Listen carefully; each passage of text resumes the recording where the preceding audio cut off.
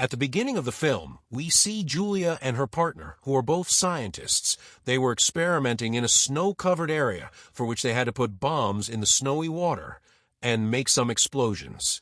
Then at the same time, a call came from a headquarters. They are alerted that there is going to be a big storm on their location, so they will have to leave there as soon as possible. A Russian submarine was passing near them, who also felt some strange and loud noise, but they also did not understand much. The most surprising thing was that the waves of the sea were rising from the bottom to the top. Julia's scanner started working in a strange way, and the snow around her camp also started breaking quickly. Julia wanted to pick up her research papers before leaving, but the storm had come very close to her. So her partner scientist pulls her to the snow moving, on which she is ridden in the snow. The captain of the submarine found out that this sound was of a living thing, and they immediately started trying to escape from it. But suddenly, in the water, that very big thing collides with the submarine. Julia and her partner were trying to run away quickly due to the breaking of the snow, but unfortunately, the snow began to break ahead, due to which their snow moving, which was their only way to get out of there, collided hard and burned to ashes, then sank into the water. In addition, the explosions quickly blew their camp away, and the remaining scientists slowly sank and died. There, the submarine was also constantly suffering losses, and they were sitting on their seats with great difficulty, because everything was shaking violently. After a lot of effort, they managed to fire, that is, to attack the fire, from which we can clearly see the big tentacles coming out of the light. Then a man collided with the screen of the glass, fell far away, and fainted due to the injury. Now, before the submarine sank completely, an officer sends an emergency message, and news of the disappearance of the submarine reaches the headquarters of the Russian Navy. Because this submarine had very important weapons, so they either save it or if they could not save it, they send a rescue team to fly it. The name of the scientist who leads this mission is Victor, who is the brother of the captain of the submarine stuck in the water. His family was very worried that Victor would also get stuck there. His mother was very worried, so she gave Victor a watch, which was his father's, which is not in this world. His mother said that she will protect you. Wherever she is, she will take care of you. That night, when Victor reached the docks, he found out that his father's old friend, who is a senior officer, was also going on a mission. Now he was worried that his age has increased a lot, so something might happen to him. After this, all the people in his crew's group get on the submarine. On the same side, Julia and her companion were wandering in the snowstorm. They were trying to catch the signal here that Julia's mind gets lost and she was about to fall into a deep pit, so her companions save her at the right time. At the same time, an oil rig signal came in Julia's phone. That is the place in the sea where the team to dig for oil is located, and now, as soon as the signal was received, she made a call, but due to the snowstorm, it was so noisy that the people of the rig could not understand her.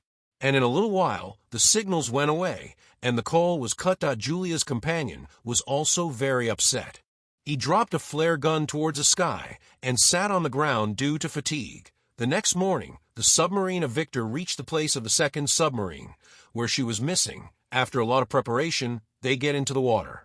Here the crew notices that the senior officer has taken Victor to a private room, where some senior officers were already present, and they are given a report to read, which makes everyone very upset. Soon rumors of the disappearance of the old submarine spread everywhere. On the other hand, Julia and her companion found a buoy stuck in the snow. The buoy is actually a device that sends signals to the nearby ships floating in the water. Then a hope arose in them that someone would definitely come to find them. After that, they stopped wandering here and there and stopped there.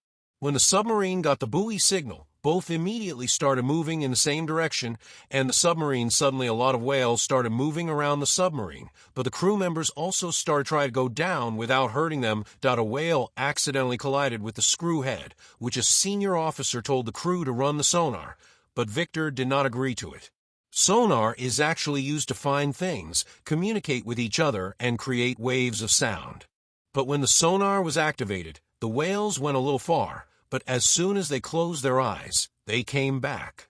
The crew did not understand anything that what was happening. But then suddenly all the whales leave from there, and I don't know why suddenly the lower part of the sea starts rising up. Then a big tentacle starts moving again in the dark, which kills all the whale fish with just one blow. The crew of the submarine could not hear this voice, but then their sonar started giving a signal that a very big creature is going to collide with their submarine. The senior officer thought that maybe an enemy ship is coming, so he ordered the crew members to fire. But Victor did not like this order, so he told the crew to hide quickly that a wall of submarine snow, which had cracks, goes inside. Whenever the submarine collided with the snow, it started shaking, and the sound of the radar was getting faster, which started hurting the ears of the people wearing headphones. That as soon as that strange enemy follows them, the crew had to stop the submarine because a wall had blocked their way. But the good news was that the unknown enemy who was following them had gone by then, when the crew was guessing the damage of the submarine. The senior officer scolds Victor that he took a risk without, thinking now they have no option left, so they have to come to the water to fix the submarine. At that time, Julia and her companion were lying under the stones with each other, so that they felt less cold. Suddenly the sound of breaking snow was heard, and the submarine came out of the water. People from the submarine immediately saw them and came to them. The crew members meet them and listen to them well. They were not sure if they were of the same submarine or not. Victor checked Julia's companion and then started talking to the senior officer on this. The senior officer said that leave them here after giving them some food, because it is possible that they are spies from another country. But Victor pitied them, and both were put in the submarine.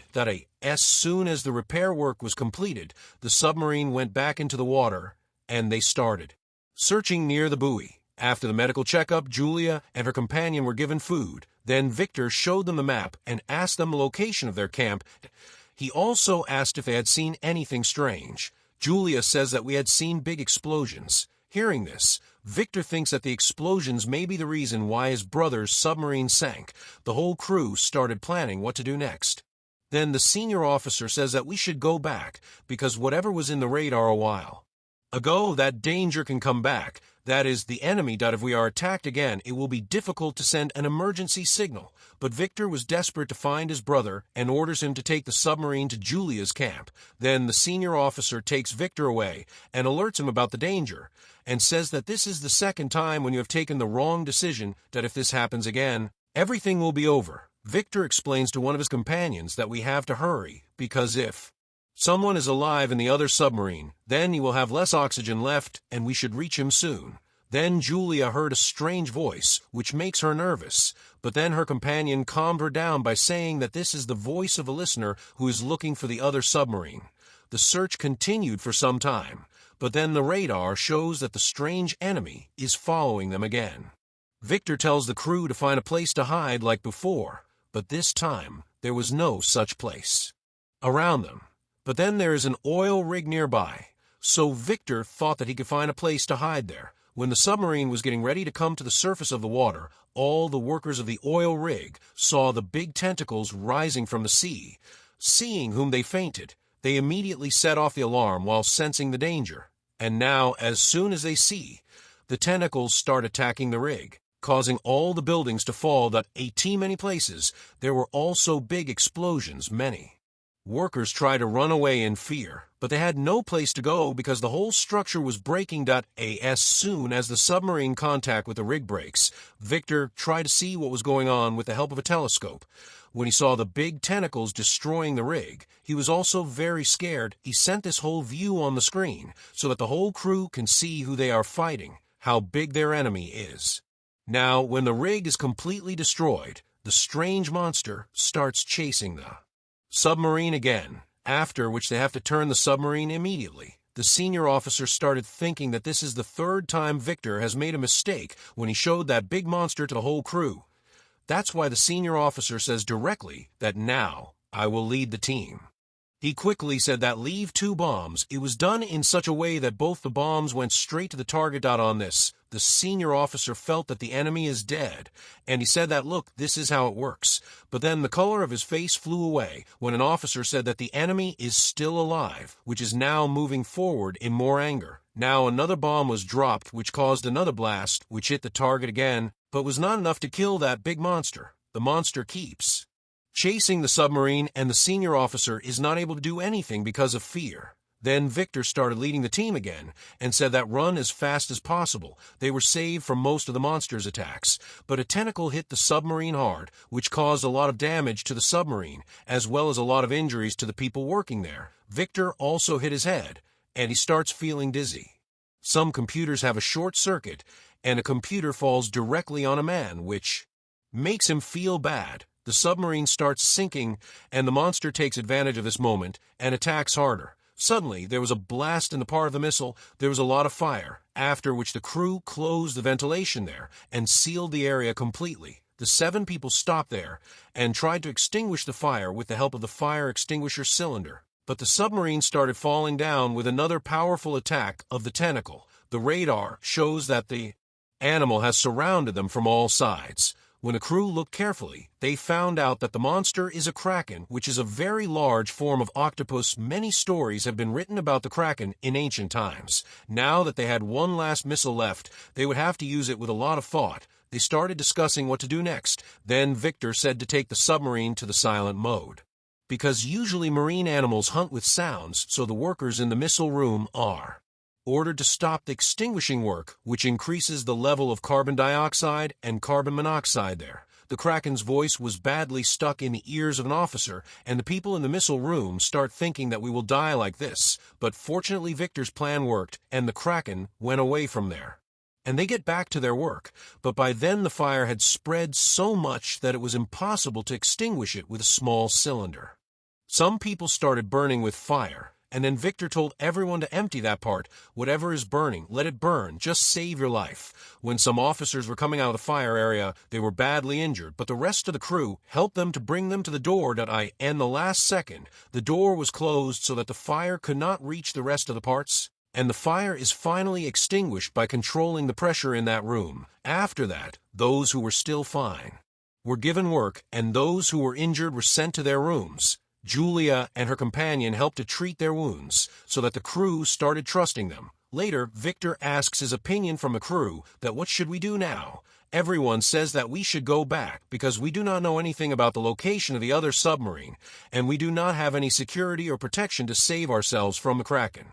Senior Officer Victor reminds that your dad was a hero who died saving people in the accident of a submarine, so you should show your wisdom here. After thinking a lot, Victor also agreed that it would be better for him to go back. When the submarine was returning, Victor starts reading the last letter written by his dad. Then Julia came to his room and showed the map and showed all the locations where she saw the Kraken, and also told the location of her camp. Then she said that according to old stories, this monster has attacked many ships before, but then suddenly it disappeared. That's why scientists believe that the Kraken has gone into a deep sleep. Now the explosions we used may have hit the hidden house of the Kraken. Maybe that's why he woke up, that if everyone wants to stay alive, they will have to stop the sonar, otherwise it will come after us again. Now, because Julia knew so well about the Kraken, Victor asks her, do you have any idea where my brother's submarine can be?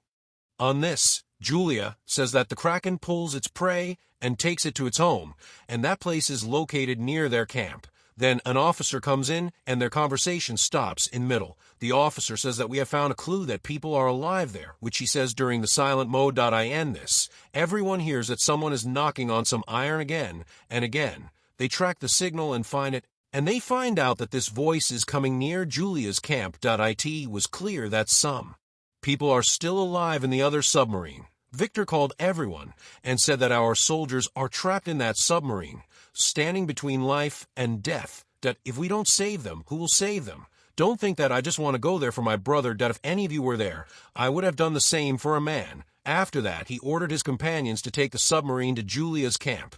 Suddenly, net bolts started coming out of the machine and walls. Glass and lights start breaking. This meant that the submarine has gone into deeper water. Because of this, they took the submarine a little higher. Then an officer noticed that we have come to a different place.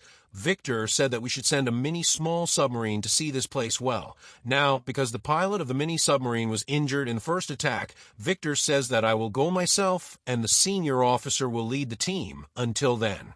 After which the mini submarine leaves with Victor and 2 other officers. Yes, they were going into the deep water. Strange sounds were heard from the iron things of the submarine due to the pressure It was the first time they were going so deep.